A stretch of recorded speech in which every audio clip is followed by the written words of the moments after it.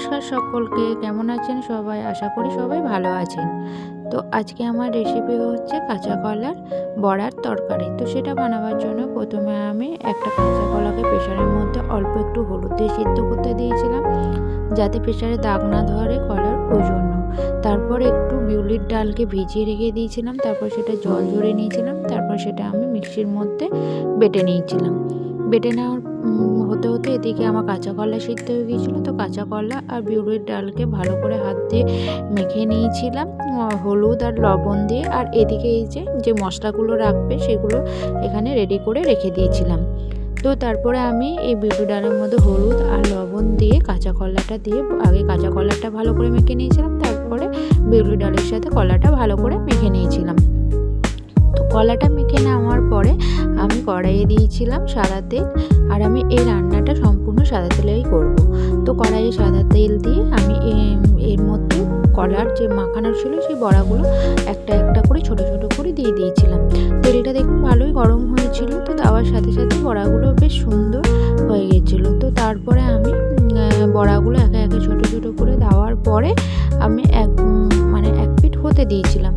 তো এরপরে বড়াগুলো এক পিঠ হয়ে এলে অপর পিঠ উল্টে নিয়ে ভালো করে নাড়াচাড়া করে রেখে দিয়েছিলাম। তো এর মধ্যে কয়েকটা বড়া আমি একটু পেঁয়াজ আর লঙ্কা কুচি দিয়ে ভেজেও তুলে রেখেছিলাম ভাতের সাথে খাওয়ার জন্য, যেহেতু আমার ছেলে এটা খেতে খুব পছন্দ করে তাই। তো এরপরে আবার যে বড়া ভাজার পরে যে তেলটুকুনি ছিল তার মধ্যে দিয়ে দিয়েছিলাম পাঁচফোড়ন, আর পাঁচফোড়ন দেওয়ার পরে আমি দিয়ে দিয়েছিলাম পেঁয়াজ কুচি আর টমেটো কুচি। পাঁচফোড়ন থেকে সুন্দর গন্ধ বেরোলে আমি ওর মধ্যে পেঁয়াজ আর টমেটো কুচি দিয়ে দিয়েছিলাম। টমেটো আর পেঁয়াজ কুচি দিয়ে ভালো করে নাড়াচাড়া করে নিয়েছিলাম। আর হ্যাঁ, এখানে আমি যে ভিডিওটা করি সেটা কিন্তু আমি এক হাতে মোবাইল ধরি আর এক হাতে ভিডিও করি।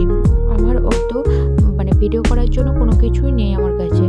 তো তারপরে আমি এর মধ্যে টমেটো আর পেঁয়াজটাকে নরম হওয়ার জন্য দিয়ে দিয়েছিলাম লবণ। এই যে দেখতেই পাচ্ছেন টমেটো আর পেঁয়াজ ভালো মতো ভাজা হয়ে এলে ওই যে বাটা মশলা ছিল, ওই আদা আর জিরে আর একটা কাঁচা লঙ্কা দিয়ে মশলাটা বেটে রেখেছিলাম সেটা পেঁয়াজের মধ্যে দিয়ে দিয়েছিলাম। এরপরে দিয়েছিলাম একটু হলুদ দিয়ে আবারও নাড়াচাড়া করে নিয়েছিলাম। তারপরে আমি দিয়ে দিয়েছিলাম একটু রঙের জন্য কাশ্মীরি লঙ্কার গুঁড়ো।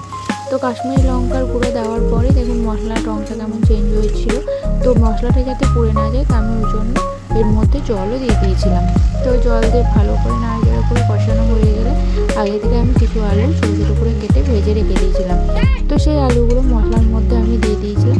আলুর সাথে মশলাটা ভালো করে নাড়াচাড়া করে নিচ্ছিলাম।